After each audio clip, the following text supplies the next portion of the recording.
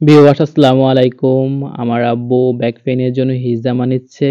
উনার ব্যথাটা প্রায় ৩-৪ বছর ধরে এজন্য হিজামা নিয়ে দেখতেছে। অনেক ধরনের ওষুধ খেয়েছে।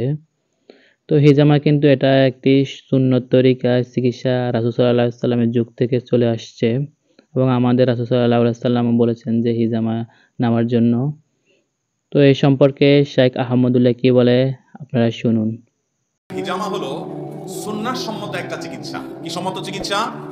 নবী করিম সাল্লাল্লাহু আলাইহি সাল্লাম কিছু ট্রিটমেন্টের জন্য নির্দেশনা দিয়ে গেছেন, তিনি নিজে সেই ট্রিটমেন্ট গ্রহণ করেছেন। এর ভিতরে একটা হলো কি? হিজামা।